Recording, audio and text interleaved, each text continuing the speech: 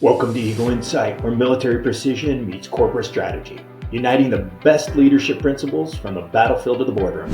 I'm your host, retired Colonel Bob Dixon. For over 30 years, I wore this nation's military uniform. I learned about leadership from some of the very best and served as a leader throughout most of that time.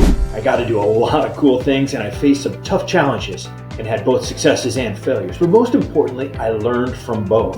Here's something we all know but don't always pay attention to. We tend to learn more from our mistakes than we do from our successes. So why don't we talk more about our failures? We'll get into that in future episodes.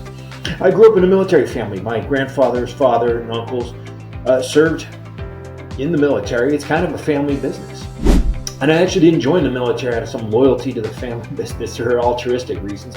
I needed the money and they were going to pay for college.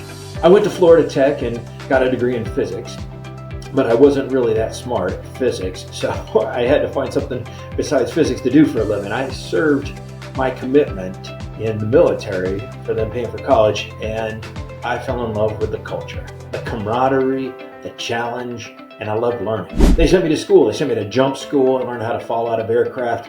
They sent me to grad school a couple of times. They sent me to the Staff College, Advanced Military Studies, and the War College. So I got to work with great people. I learned the first line leadership from my platoon sergeant at the time. It was Sergeant First Class Perkin. He taught me to take care of troops, and that's something that stuck with me throughout my entire career, and it's something I incorporate into all of the coaching that I do at Five Eagles Leadership. I had a great operations sergeant too. He told me to take care of myself so that I could take care of others and I could take care of the unit. That was an incredibly valuable lesson. I had a great first sergeant too, First Sergeant Crouch. He would not put up with anybody not meeting standards. He also put everything in perspective. He says, look, everywhere you are, higher can't plan and lower can't execute. So where you stand is largely based on where you sit. That's an important lesson for you to learn, because a lot of times you have this perspective that you don't understand what's going on at those units below you, or you don't get it, what is coming down from up above. And it turns out that they're all trying to do their best most of the time. When I got to command a company, I had a guy named First Sergeant Rodriguez. He taught me to communicate clearly. Important to communicate higher so they know what you're doing and they gain confidence and trust in you and what your troops are doing. And then you have to communicate down. You have to communicate with your troops so they always know where they stand and what you expect. I worked with Sergeant Major Balch, and he taught me to know which fights to take up and which ones aren't worth it. Now, when I did get to command a battalion, that was such a huge honor and a great responsibility. Fortunately, the Army gave me one of the best sergeants major in the Army, Sergeant Major Gerald Williams. He was my sergeant major. And I learned that disagreement isn't disloyalty. That taking care of your leaders so that they take care of troops and the mission will always pay off. And the value of investing time in your leaders so that they have the right mindset to approach every decision, even if, or especially, when you're not around. I got to work with a guy named Major Steve Steiniger. He was about leading by example, that caring for troops isn't the same thing as coddling them, and that the best thing we can do for them is to train them hard, constantly challenge them, and keep and enforce high standards.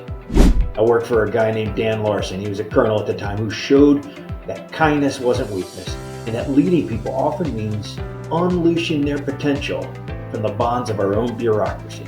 Of course, there were leaders along the way that stood as poor examples, and I'm not going to name them, but toxic leaders will scream and yell or manipulate or pick favorites.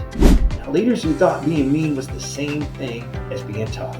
They were incompetent leaders who would blame everyone but themselves for the shortfalls or put unrealistic expectations on their troops and abuse them when they came up short. Fortunately, they were few, and I didn't have to work with too many toxic leaders. And there were friends and comrades that helped keep me humble when my head got too big from some wins or picked me up from the ditch when things weren't going so well. I got to serve with some great senior leaders, like Major General Bob Dixon, who taught me how the character of a leader changes the culture of the organization. Major General Dave Huntoon, one of the smartest, most values-led leaders in the Army. He was uncompromising in doing the right thing, even if it means things aren't going to go his way. He taught me the ability to learn faster than your rivals is an incredible competitive advantage. And leaders who are sense makers are the most valuable to any organization. I worked for Admiral Olson, who's the commander of the Special Operations Command, who never stopped learning and expected the same from all of his staff. I worked for the Chief of Staff of the Army, Ray Odierno, and he figured out how to create space to look long into the future, even when his day-to-day kept him away from looking up. Along the way, I met hundreds of government, corporate, and academic leaders who all had their own takes on leadership. I got to learn through example, through theory, and through practice, and by being in the room when great leaders like Colin Powell or General Petraeus or Dave Maddox talked about leadership to small groups of leaders. I culminated my career as a commander of Corps of Engineer District in Little Rock, Arkansas, where I led about 800 civilians who take care of the civil works projects, powerhouses, locks and dams, reservoirs, levees, and the military construction projects in our area. I got to learn about how leading civilians isn't all that different from leading troops. You just got to clean up your language a little bit. When I retired in 2020, I spent months working with leaders in the startup world and researching how successful career-long veterans transitioned into leadership roles in the civilian world. I conducted dozens of interviews with retired military senior leaders who are now successful in business, government, and academia, and distilled their lessons into 5 principles that can help every leader in every industry become their very best. Those 5 overarching leadership principles: develop deep insight. Great leaders have the ability to see and understand things that others don't. They seem to have a sixth sense that allows them to predict the future and chart a course to favorable outcomes. Insights developed over time, and it's a learnable skill. It requires a different way of thinking and openness to exploring alternate possible futures. Insightful leaders think in terms of complex systems, seeing how seemingly unrelated things influence each other and sensing how they can be influenced to create advantageous results for you. Principle 2, be self-aware. The best leaders spend as much energy understanding themselves as they spend understanding the world around them. They know their strengths and weaknesses. They know their limitations. They're constant learners, and they have the self-confidence to know and admit when they're wrong. Being wrong in their eyes is not a weakness. It's an opportunity to learn, to get smarter at something. It's an opportunity to get better informed so you can make better decisions. Great leaders recognize when they're making an emotional decision rather than a rational one. The third principle is develop and drive a winning strategy.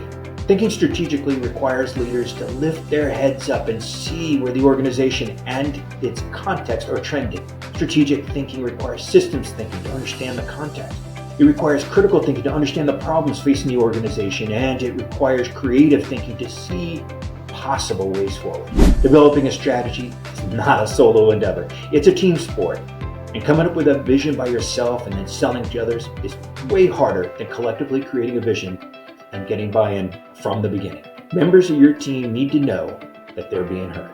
The fourth principle is influencing others. Being a leader implies that there are other people following you, not just those who are subordinate to you in the organizational chart, but peers and superiors, even the public. Leading, of course, suggests that you have someplace to go. See, develop and drive strategy. Being clear, not just on where you are going, but how you're planning on get there, goes a long ways towards getting people moving in the right direction. Being consistent with your message, both the vision and the values, helps shape the culture and build trust. And building trust is essential. People will do more for your company and your mission if they know you have their back. Finally, lead through culture. Of the Eagles leadership principles, leading through culture is one of the most powerful aspects of leadership. Culture, loosely defined as how we do things around here. Not the standard operating procedures and policies that you post in your bulletin board or the break room or put in some book somewhere, but how people really behave every day. Culture drives how people treat each other, how much pride they take in doing their job, and how they treat your customers, how long they stay, and what they do when they leave. A healthy culture is easy to spot. It just feels right. Employees in a healthy culture do the right thing whether anyone's watching. They go the extra mile to take care of their subordinates and their customers. And if there's a conflict between a policy and doing the right thing always wins. So that's it. Those are the 5 leadership principles I distilled from talking to hundreds of leaders and being around great people. This podcast is about those principles. It's about a framework that helps leaders excel in the 3 critical domains of leadership. To be a great leader, first, you have to be able to lead yourself. Then you can lead others. And finally, when you can lead yourself and others, you're ready to lead organizations.